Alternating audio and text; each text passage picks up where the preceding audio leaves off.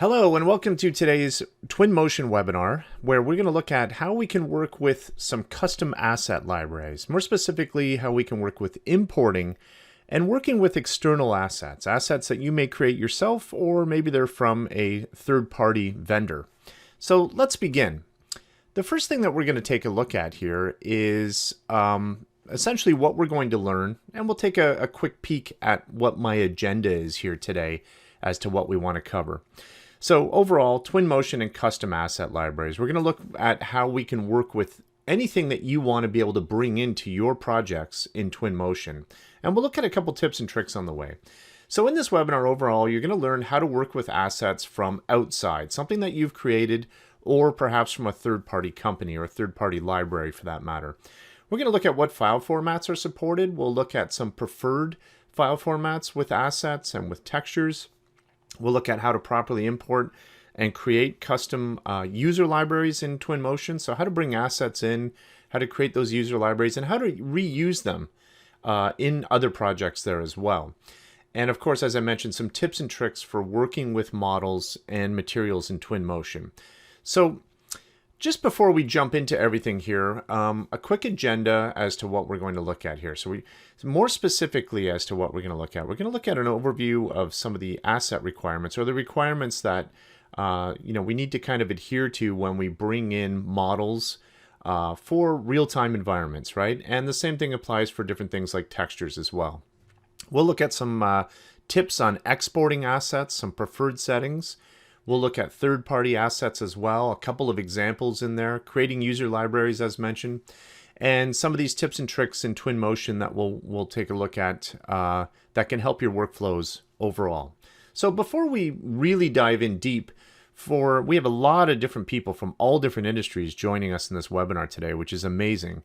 And just very quickly, for those that aren't completely familiar with Twinmotion, what is Twinmotion? Well, it's a visualization tool. It's very powerful, really quick and easy to use. The idea behind Twinmotion is to get you to create beautiful imagery, whether it be outputting things like video or super high quality images, even virtual reality projects, pano environments, so panoramic imagery, or even a standalone type of application in there. Twinmotion is dedicated towards professionals in different industries. So for example, architecture, engineering, construction, urban planning, and landscaping as well. The philosophy behind Twinmotion is, as I mentioned, to get things in there really quickly, to get you working really quickly. So the idea is to remove the complexity, right? To keep it as simple as possible so that you're creating your visual workflow as quickly as you need to be able to create it. So we want you to be able to really rapidly bring to life any architectural project. And the nice thing about Twinmotion, as you'll see as we're working here, has a very small learning curve. It's really quick and easy to jump into and pick up a lot of the things that I'm going to show you here today. So who's Twinmotion for? Well, it is for kind of these two different areas, this non-technical world. So people that just want to quickly produce compelling content, that is, bring a bunch of assets in, throw some lighting scenarios or a different theme or whatever it may be, and output beautiful imagery or video, whatever it is that you want to accomplish. Or someone that wants to dive in and maybe get a little more technical. Something that's going to bring in, someone that's going to bring in assets and create really quick prototypes. Developing different things like weather studies or different thematic or mood studies, or working with custom paths for vehicles or characters, whatever it may be. So, the nice thing about Twinmotion is it can kind of cater to a variety of people's experience within the 3D world. So let's jump in now. So importing and working with external assets in Twinmotion. So again, some of these slides are just very quick, very brief here as to what we're looking for when we're working with assets in Twinmotion. So the first thing I want to mention is that the hardware configuration for the user is an important consideration when building a project in any real-time environment. So obviously with the higher end hardware configuration, for example, a super high-end GPU, enough RAM, really fast, adequate storage, for example, solid state, something that's quick read and write, and of course CPUs as well, to be able to produce really high-end imagery or video, or for that matter, to be able to handle more data. And that really is the key here, which goes into the next point, is we do want to consider that regardless of your hardware consideration or configuration, we want to consider what the overall budget is, the constraints that we're working with, or for that matter, what we're working with to keep it running smooth. At the bottom here, I have this real-time requirements for assets. So in the end, we want efficiency. We want performance. We want everything to be performant. So we want things to not be overly dense, and we want to make sure that we keep our assets looking nice, but we don't need them to be super high resolution. This is kind of the old school trick that still is very much so applicable today with real-time performance on anything. We want assets to look high res, but actually be more lower resolution. And there's lots of things that you can do with textures and materials to make lower res assets look like the way they were maybe in a higher res format. And this is really important. We don't want to start populating any kind of real-time environment with really dense polygonal structures, right? Geometry that's super dense, lots of polygons or triangles going on in there. Really ultra high resolution textures. These are things that will bog down performance. So we kind of want to dial in how we're working with these assets. As we can see, and we're going to see, Twinmotion can work with many different file formats. So whether it be things like FBX or SketchUp Pro, and then into our texture directory there, many different file formats in there as well. What we're going to do is look at some of the preferred settings, or for that matter, preferred formats for that, to make sure that everything is running efficient and, as I mentioned, performant. So exporting assets, we're going to look at really quickly here. I'm going to use actually Maya as an example. This doesn't matter. I'm keeping this generic. The idea is really the same in the end. So everything that I'm using in here, it's either come natively from a third-party company. We're going to look at some of these different asset libraries here, a few examples here in a moment. I'm using FBX, and I'd recommend you stick with FBX for assets coming from, maybe unknown sources that you've been sharing with a colleague, or they're coming from third-party asset libraries. FBX is really a go-to format that will allow you to bring it in quickly into Twinmotion, and quite often you can bring all your textures loaded in and set up with it. And we'll look at how we can work with that as well. So textures can come in a variety of different formats. Typically, the better quality and resolution and overall formats to work with are things like PNG, TIFF, and Targa. And the reason is that they can handle very high resolution, really good quality. They're uncompressed, and they can compress well within a real-time environment, but they also can support alpha channels. So if we have things like, maybe leaves on a tree that we need an alpha channel for, we can simply provide that in a number of different ways, but these formats can help there as well. Now, that's not to say that you cannot use things like JPEG or other formats like DDS. By all means, you can use those formats. I'm just simply pointing out some of the preferred things here. The nice thing about things like PNG, TIFF, and Targa, you can preserve the high resolution, high quality of them, working with things like an image editor, for example, like Photoshop, where you can down-res to the resolution you may require. So, for example, working with something bigger like an 8K texture map, it's often preferred to work with that a little smaller, maybe something like 2K. Will be more than enough depending on what your project requirements are. And that's the key as well here, is everyone's project requirements are different. The example data set we're going to use is a bit of a bigger neighborhood environment, so we can get away with maybe some lower textures in the background on different buildings or some of the props or vehicles that are moving around. But if we're in an interior environment, and maybe that's what we're using Twinmotion for, is just something on an interior, we may want to push those assets up a little bit or those textures up a little bit, depending on how close they get to our viewer camera. So we'll look at some of these export options, and I actually have a couple of grabs here. And again, I'm using just Maya as a quick example. So on the left here, Maya exporting FBX. Now, it doesn't matter what product it is that you're using as your 3D content creation package, or a package that you're using to augment or change an asset.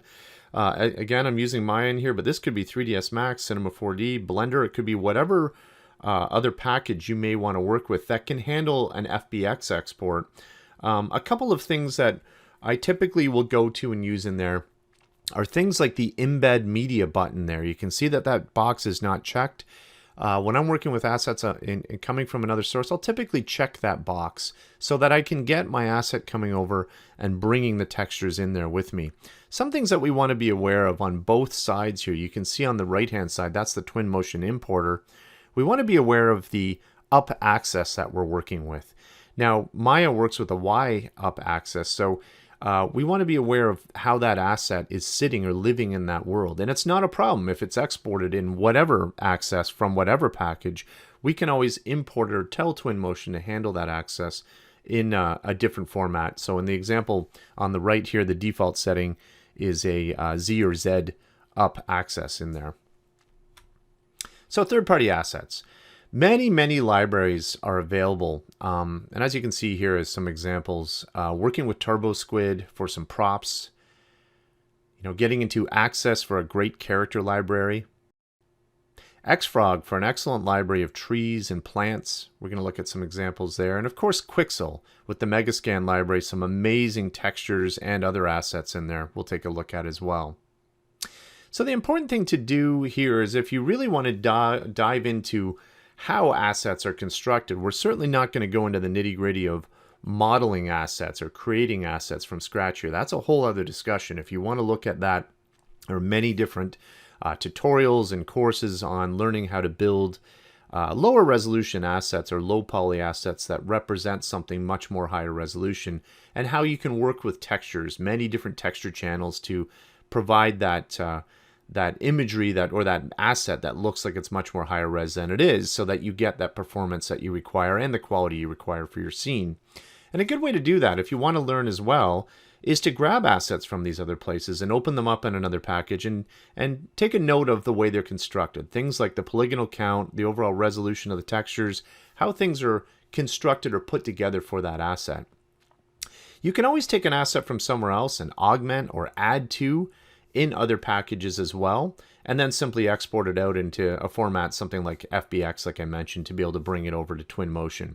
You can also use other packages for format conversion.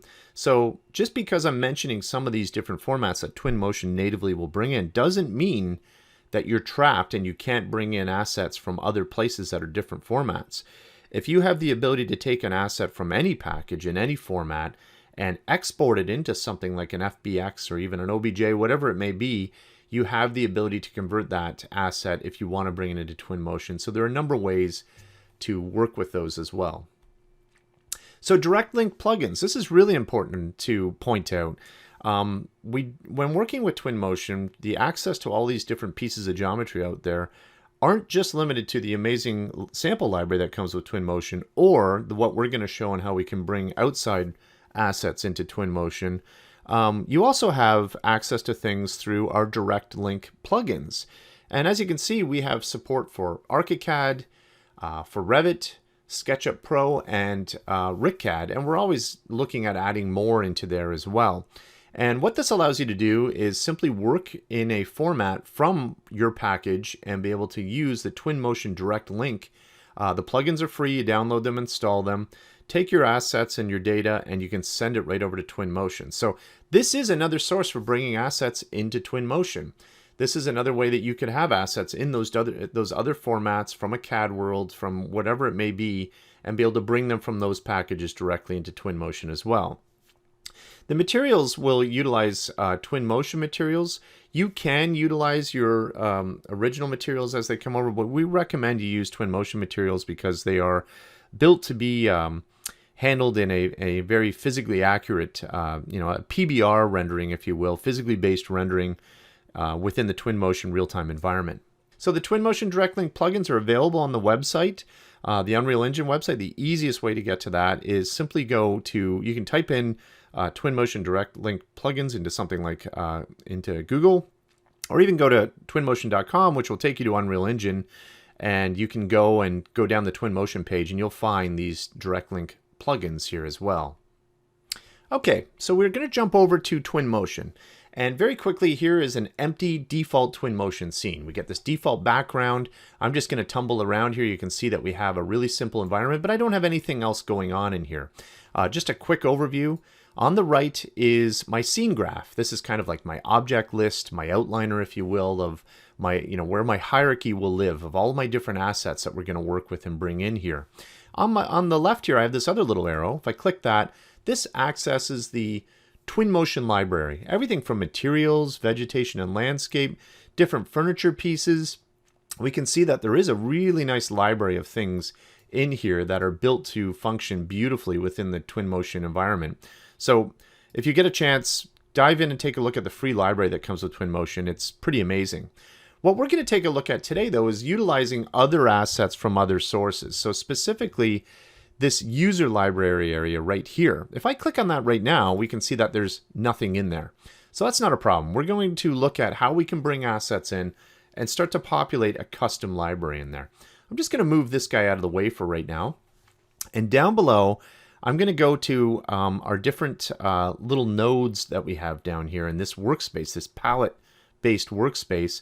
And on the little arrow box, you can see that we have all different kinds of different things here. If I click on them, they'll highlight the different parameters available there. But I want to click on this little arrow into the box, and that's import. Another way that we can do this as well is to go to File, Import, or use Control+I. You can also hover over top of these three lines in here to get to the import. So many different ways to be able to access what I'm about to do here. Right now, what I want to do is start to bring in some assets so we can look at how we work with assets in Twinmotion and how we can start to populate a custom library. So the first thing I'm going to do is hit import in here. It's going to ask me what I want to import. By default, it's geometry. You can also bring in things like landscape. We're going to work with geometry here today. It's going to ask me where my file is, and there's some options. Let's first grab the file that we want to work with.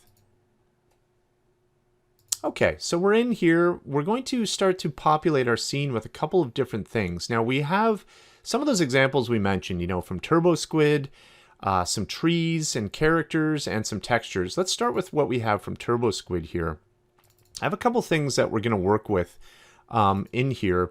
This is a simple little iron gate, and you can see that I have this folder called Scale Fix. And the reason why is it was way off in scale and it was in a different location. So I actually just went into Maya, placed it at the 0 origin, and scaled it back down to a real world scale. So that's important that we're actually adhering to real world scale so that everything does come in at least close to real world. Ideally, you want it to come in exactly sitting at real world scale, but you'll find when you're working with third-party libraries, they often don't. So I'm just going to hit open on this.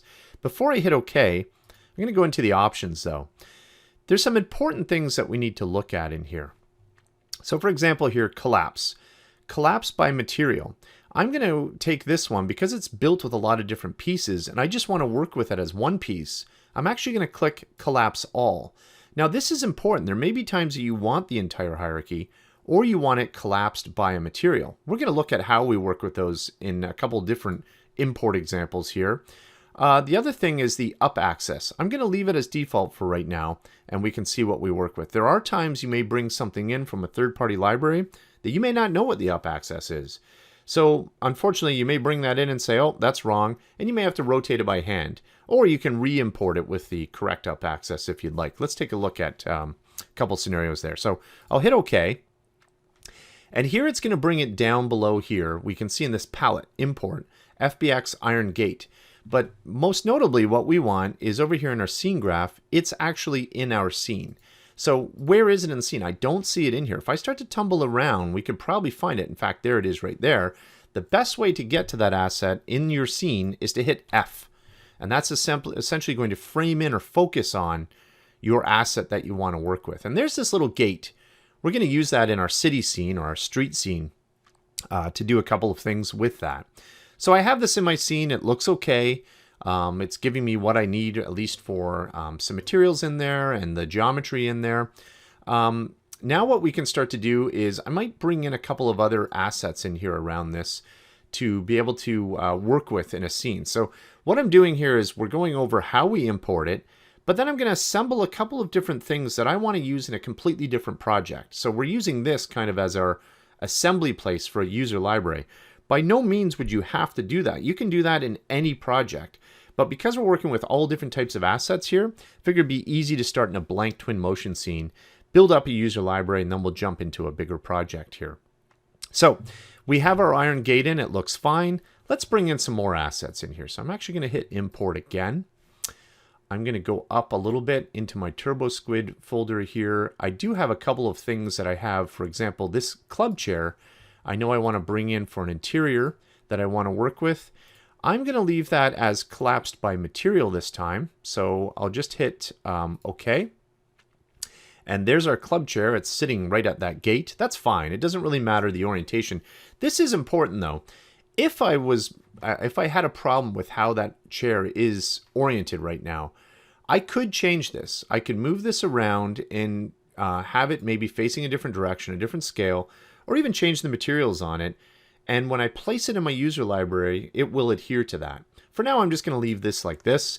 And let's bring in one more before we start to define our user library into some different categories. So let's go into open here, and let's jump into maybe some of our axis characters here. Now we have a couple of characters that are going to come in over from Axis. I'm going to grab this. It's important to note that I'm using some of the free samples that Axis provides. Definitely check out what they have available. They have some really cool samples in here. So I'll hit open. I'm going to collapse that by... I actually am going to keep hierarchy, and we're going to see why in a moment here. And we'll leave everything as default. We'll bring that in. It's processing the data. The reason why this one's taking just a little bit longer is because it's actually bringing a character set in. So here's that character set that I was talking about here. So I'm going to turn these guys around, and I'm actually going to pull them forward. You can see I'm just using this little translator down below here to work with them. So we have 5 characters. It's actually 5 variations of the characters that come with this sample pack. And that's great. We have the choice to pick and choose what we want. Now, for me, in my user library, I'm going to leave them like that. When we work with them, we'll probably do something different here and pick specifically the character that we want to work with. So for right now, I'm going to leave those guys like that. And lastly, let's just bring in one example tree from Xfrog here. We'll go back, go to our Xfrog folder in here. We can bring in something like this European hackberry tree. So we'll bring that in. I don't think we really need to collapse this, or actually we do need to collapse it all, I should say. We don't want the entire hierarchy of everything. I'm just going to collapse the whole thing, and you'll see how this comes in here as well. We'll import that tree into here, and I'm just going to pull the tree forward here. Oh, this tree is actually laying in a different axis. So you can see here that this tree was constructed or exported in a different format here. So by using the default of Z axis up, it's bringing it on its side.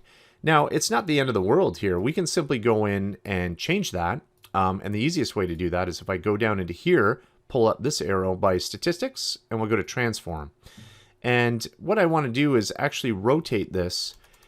90 is the opposite way. So we'll actually put negative or minus 90 there. And there's our tree coming in as we would hope or expect. Now, one thing I'm going to do is I'm actually going to delete the tree and just redo this again, just so that we know how we can avoid that. Or in that case, if we didn't know where that asset was coming from, this is a prime example of, you know, how we could re-import this differently if we wanted to. So I'm just going to go back, pick that European hackberry, go into my options, and this time with the up axis, I'm going to change this to Y up, because I know I had to rotate that in the Y axis to get it to be Y up. So we'll leave it as that. I'm going to collapse it all, so it's just one thing. We'll take a look at what that is in the hierarchy there.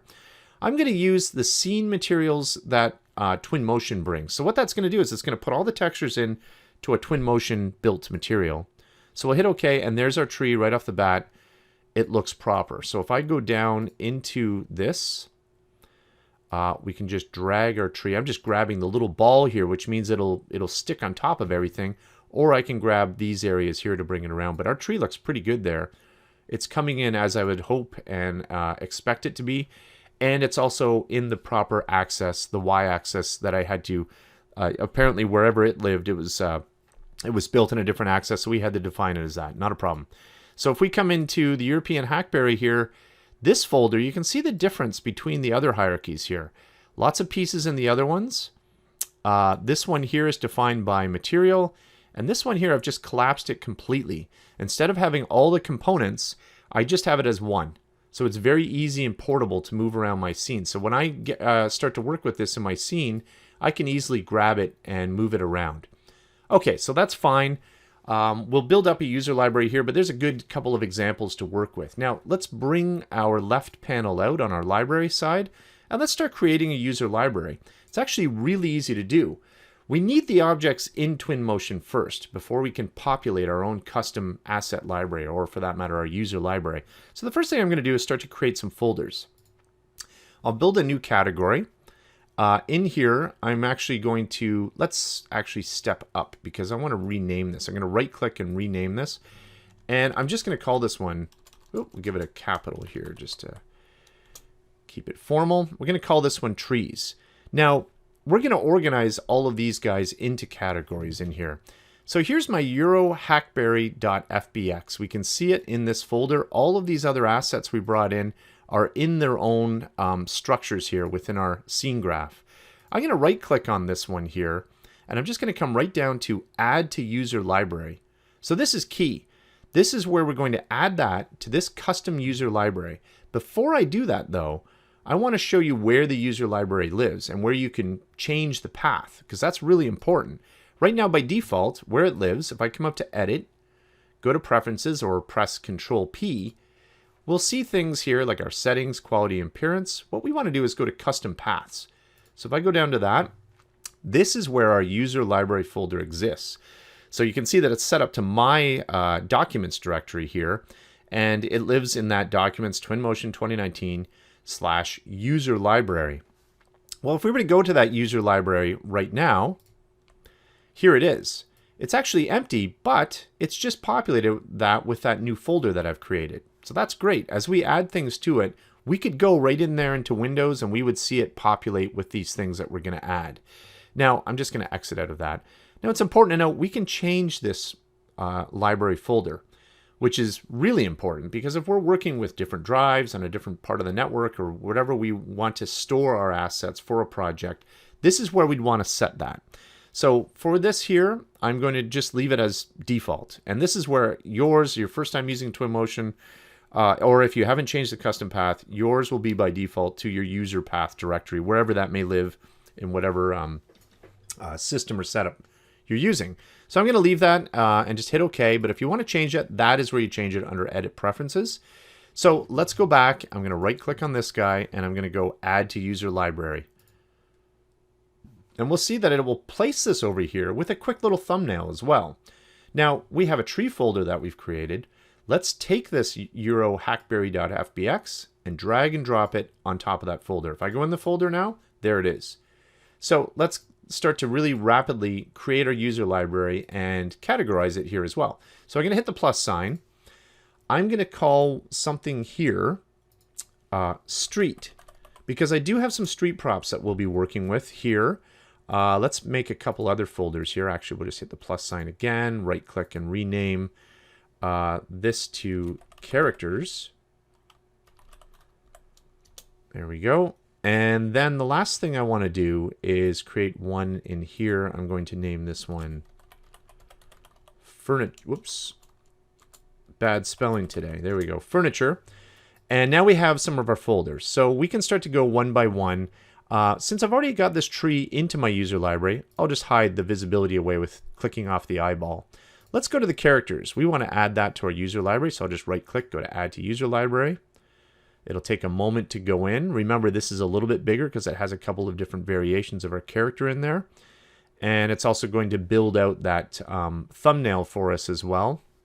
And then it'll place it here at the top root in our library. So there's our characters now brought over to the user library. Again, there's our thumbnail, which is great. I'm just going to left click, drag, and drop that into our characters folder. Again, it's in that characters folder. So let's go back up to the top. We'll hide away the characters in here. And our club chair now, we'll right click, add to user library. Pops that in here. And we'll drag that onto furniture. And last but not least, we're going to take our iron gate, add to user library, and we'll drag and drop that onto our street folder in there. So we now have a couple of different folders going on that represent some of the categories we're going to work with. We could certainly sit here and populate this with more, but the cool thing about what I've just done here is we're now going to go into an actual different demo scene where we'll access this exact library because it's accessing that as my defined custom path. So I'll always be able to access that library, and we can populate it with more in that scene if we wanted to. So here we are in our demo scene, which is this really cool demo, Walton Lane, provided to us by, generously provided to us by Jonathan Reeves, an architect that has done some very cool stuff in Twinmotion. So he's graciously allowed us to use his data set here for our demo. So if you're not familiar with Twinmotion, when you first jump in, and especially if it's an open scene or a working project here, you may see some things like this. Now, what this is just like in Unreal Engine, where we have what we call our game mode, where we view things without all of the different props or different little manipulators that are within a scene. So what we're seeing here are the objects that define things like custom paths, lights, different effects, whatever it may be. If I hit the G key, it's going to hide those all away. So you may see me do that throughout here. I'll hit G back and forth perhaps. I'm going to actually just leave it on here for a moment, and we're going to start to rapidly populate this scene. Now here we are in a very large scene. You can see there's a lot of data happening in here. If I go to my scene graph, it's quite big and quite extensive here. So we have a lot of stuff happening in here. I'm just going to close up a couple of these in here, and we'll start to bring in some of our stuff from our user library. So I'm going to go to the top little left arrow. Here's our libraries again. There's our user library. Remained open from our last scene, and there's the folders that I created. Now I've added a few more things in there since then, but the first thing I want to do is start to populate some of these areas here with some things like some trees. So we might want to go in and grab some trees. The thing that's important to note around this scene here, if you're working with a new project or a project that's been shared with you, usually assume that the origin might be at the middle, but the middle of this project, for that matter, is actually over in this area, because this house we're going to jump into, we're going to go into some interiors there. So we're going to start dropping objects that are going to come into around this area, and we'll just drag them over and bring them in. So let's begin by taking a look at something like putting some trees along this street. We have some here, but let's start to drag them in from our user library. So I'm going to bring in this hackberry here. So I'm going to drag this guy from the user library into perhaps an area just like that. And if I hit F and zoom in on this, I want to make sure that our tree is snapped to the ground, which it is. So that looks pretty good. Maybe we'll rotate this guy around. We're getting some good shade from that, which looks nice. To change this up, I'm going to put a different tree over on this side. So I'm going to use this horse chestnut. And you can see by dragging and dropping them in, I'm able to place that wherever I want it to be. Now that one there looks a little too big, so I'm actually going to hit scale on this guy in here. So let's go to our transform tab. I'll go down to the bottom. This is a horse chestnut tree. We'll grab that horse chestnut, and if I wanted to begin to work with scale on this or rotation or any of this in here, I can hit the tab key to cycle through that, or I could use the transform numerical values. In this case, I'm just going to grab the middle of the transform, and I'm just going to bring that down to something maybe around there, something that kind of coincides with the size of the other tree over there. And that placement I think is okay. And another thing that we can do now, if we want to rapidly populate similar trees in the area, we can drag and drop again from our user library.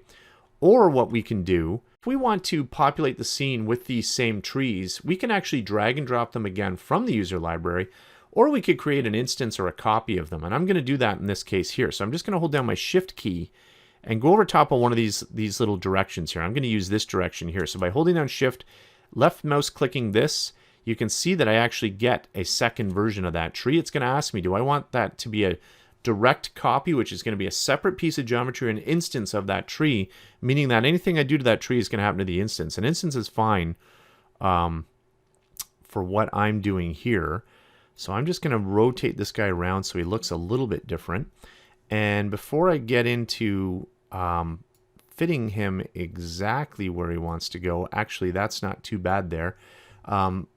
We can do that with the other tree here as well. So I can select that, hold down Shift, and just quickly bring that. We'll make it an instance. And we'll just place it over in that area. There we go, that's fine. And actually what we may want to do is scale this guy. Maybe he's a little bit different. We could even rotate it to be a little bit different there as well. And now we have some trees quickly populated in our scene. So let's continue working with this scene here. We can see that I wanted to bring in that iron gate that we worked with in here. So we're going to place a gate right here at the front of this driveway. But we have some little fence pieces here that we'll probably have to remove. Let's find out. We're going to go into our user library. We'll go into our street folder. There's our iron gate. So I'm just going to drag that guy right into here. We can see that our scene is a little bit off in rotation. Not a problem. I can come in here and rotate this guy right around. A note on that here, if I want to have control over how I'm working with things in snapping, I can go to Edit, Preferences, Settings, and Angle Snap by default's on at 5 degrees. If I don't want that, I can change it to whatever I want it to be. Maybe it's 10-degree increments, or maybe nothing at all. I'm just going to put it down to 0, so that I have kind of that fine control over how I want to place it within my scene. I'm going to actually put this guy in here. I can see that it needs to be scaled up. It doesn't actually fit our driveway to exactly how I want it. I'm just going to hit F to frame in. And I think we should make that probably a little bit bigger. So I'll just tab over to, actually I'm going to go underneath into the actual iron gate itself there. And just bring that up a little bit bigger. And tab it over to drag it. There we go.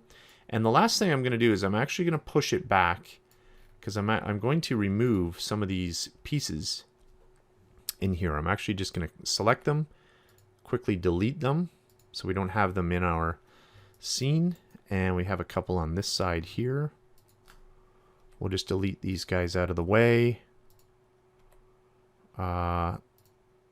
That should be fine. And then if we jump down to the bottom, our assets that we bring in are always going to be at the bottom whenever we bring them into our scene. And we'll just place it somewhere around there. Now, this guy actually needs to be pulled up above the ground. There we go. So there we can see that we have our cool little gate placed into the scene. That's courtesy of Turbo Squid. We grabbed that gate off of there and we're able to bring that in. Our X-Frog trees are in our scene here as well. Now let's just quickly bring in a couple of other things here. While we're out here, we have some characters walking around, and we grabbed some characters from Access. I'm actually going to put some here just at the front of our scene. I'm going to hit G so we get rid of any of those little manipulators or custom paths that we have in there. And maybe we want to just start bringing some characters into this scene. Now, it's important to know that these are pose characters. If you recall, when we brought these guys in, I'll just drag and drop this guy into my scene. We have a number of them here, of course. So if you remember when we were working with these posed characters, we had 5 variations of them. Well, in this case here, I left them all so that I can kind of pick and choose depending on what my project is. So in this case here, I think I'll keep that guy. So I'm going to go in and remove the rest. So I'm just working just with this guy here. And then what we'll do is we'll actually move him just to be here on the corner. Whoops. And we'll just place him there, something like that. And we have some other characters here we can do the exact same thing with. Placing them in the scene, and if we wanted to dial in a specific character that we wanted to work with, same idea, I'll just keep the middle one. But I'm leaving that library in there so that I have access to those characters at any time. I can switch back and forth. So if I want to populate this with more characters, I can simply go in and grab that library and be able to populate that there as well. So let's move on here. and take a look at some other little tricks that we can do. We're going to move inside the house. We're going to put some furniture in there. But the first thing I want to do here as well is show some tricks to rapidly get into different places. Now, if I want to get into this house, right now I have to maybe hold down the W key and maybe kind of sail around to get into there. And I can do that. Or I can tumble around and maybe find a piece of geometry, for example, this fireplace, and hit F to get within the general location and then kind of zoom in. Another trick that we can do, if we get to an area that we're happy with, we can actually set kind of a camera location, a bit like a bookmark trick. If we go down to our media area here, I've built two into the image, so I can set an image here. If I create image right now, it's going to essentially bookmark that one. I've created one here for the outside, pretty much where we were working. If I click that, I'm now back into that working area. If I quit out of the media mode, I'm out of there and I'm just working away where we were. Now, if I want to get back to that house where I was here, I'll just click onto one of these and we're back inside that house environment really quickly. So that's an excellent little trick to kind of jump around in your scene, save these image kind of bookmarks to be able to work with things. So let's quickly populate this scene in here. You know, we might want to actually replace perhaps one of these chairs. I'm just going to get rid of my transform. Let's see what we have here. So we have in this group, we have this mesh here. I'm just going to actually turn that guy off, and we see that we have some other little framing on this one. We'll turn that off. So we're just hiding those guys away. We'll just collapse those. And back to our user library, we had some furniture. We had a club chair that we brought in. I'm just going to drag and drop this guy into this space, and really quickly maybe turn that around so that it fits quickly into the space there. So there we go. We can quickly bring that in. Let's move to the outside into the patio in here as well. We have some other assets that we can work with here. We have some sun lounge or some patio things here, but I want to take a look at a cool trick that we can work with materials. Now, we've looked at objects and assets and how we can bring them in and customize a user library and some tricks in working with those assets. But let's take a look at how we can work with some textures in a different way here as well. So I'm going to go into my trees directory. I'm going to drag and drop this palm into the scene. I'm going to move that up a little bit. And you can see that I have this really cool palm tree here. I'm just going to click on the base of this and come into it. It's really nice. This is from the Axis library, and it looks good, but we have a problem here in Twinmotion. There's nothing wrong with the asset. It's the way Twinmotion's handling the materials on this here. So what I'm going to do is make sure that we're working with those leaves, because right now we're only seeing the bottom side of that. So if I go into Palm FBX, you can see what I've actually selected here is leaf. We have all the different pieces here by stock, because if you remember when we imported that asset, we did that actually by material. We broke that down. So what we want to do with this leaf in here is a trick here to make sure that we're seeing both sides of it. And then we're going to do something really cool with the translucency on this, with the material on it. So I'm going to take the eyedropper. I'm going to go in and I'm going to click somewhere on what I need to work with. So this leaf right now, the problem is we're not seeing the top side. See, we're only seeing that bottom side. So that's a problem. It's a common problem you'll see with things that use transparency maps. So in here, we've got our material by using that eyedropper. I'm going to go into setting, and I'm going to click two-sided on. And there we go. We've solved that problem now. Now, really quickly, I want to do something really interesting on here. I'm actually going to step away from the materials, go to the lights. Let's just grab a simple spotlight. I'm going to hit G so I can see that spotlight here and see the impact that it's having on the scene or how I can work with it. And I'm actually just going to place this right above the leaf here. And what this is going to allow me to do is some really kind of cool things that we can do with materials here in Twinmotion. So I'm going to leave that one there. And the reason why I'm going to leave that one there is we want to look at how we can change these leaves to not be so opaque. And for that matter, something that's translucent. So I'm going to come to the leaves. I'm going to click on that material there. So, whoops, we're using the wrong material. There we go. So right now we're just using a simple, it's actually a flat material with an alpha map. So I'm going to go into the bottom here of our materials, and I'm going to go to translucence. I'm going to use this white styrofoam material. I'm going to drag and drop it onto my leaves. It's going to turn them all white, and we see the alpha map is gone there too. So that does look a little bit weird, but the way we can fix that here is to work with textures. This is how you would import your own textures as well. I'm on white styrofoam is what I've placed on here. I'm going to go to the color mode, and I'm going to click on more. And then once I click on that with the texture, I'm going to open up into here. I'm going to find where my axis palm tree, X-Frog palm tree is, and it's in here. I'm going to go to the textures, which are in here, and I believe the texture we want is this guy. And there we go. We can see that it's actually replacing that, but it's also putting the alpha map in to where we want it. So I'm just going to go back up to the top of this here. And what we can start to do is dial in things like this translucency. So if we watch this material I have has translucency on it.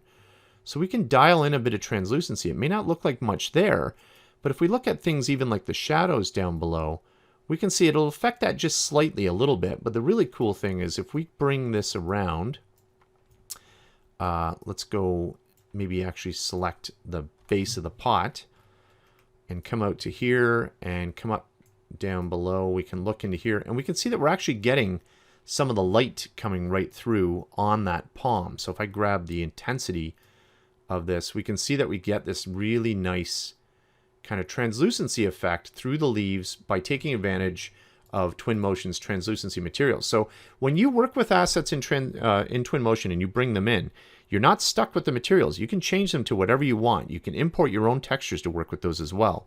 And that's the last thing that I want to show really quickly here. Actually, let's jump quickly to our bookmark in there. Go back to the city scene. And we looked at how we can work with different assets here, different models. I want to change this texture right here. So I'm going to grab the eyedropper, click on that. I'm going to go into this, and what I want to do is actually bring in my own textures to be able to work with that. So I'm going to go into more, and I have some Quixel textures that I have. So I'm going to open. I'm going to go back to my scene. In here, we'll go to Demo Data, Quixel. And I have some stone textures that I want to work with. I'm just going to quickly bring in that albedo map. And what I can do on this is actually scale this, work with the overall scale on this. So I want to put this guy to be actually maybe a little bit smaller, down to something like that. But I want to click on more so that I can rotate this so that it's sitting maybe at around 5 degrees. So it's sitting a little bit more proper on there. Now what we do need to do is go to the settings, and I need to change this bump. So I'm going to go into the texture. I'm going to go to open, and I'm going to bring in that normal map for it. So there, we'll go back to settings, and I'm going to crank up the bump here. If I go right inside here, I can actually crank up that normal map on this. You can see it happening a little bit along the seams. What we want to do is crank up that normal map there. Now we're getting some nice bump happening in there as well. Okay, so that is a quick overview of how we can work with assets. There's much more that we could cover on here, but this is, I think, a good basis for how we can bring external assets into Twinmotion, build a custom library that we can use in other projects as well. So I want to thank everyone for joining our webinar today. And I also want to remind everyone to make sure you download the current free version of Twinmotion right now. There's lots of cool updates to come in a very new version of Twinmotion that'll come out in the future. But in the meantime, grab the current free version while you can. And stay current with lots of cool contests and other things going on social media. Specifically, if you take a look at the Twinmotion page on Facebook, you'll see lots of really cool things and events and contests going on in the Twinmotion world. Thanks again for joining.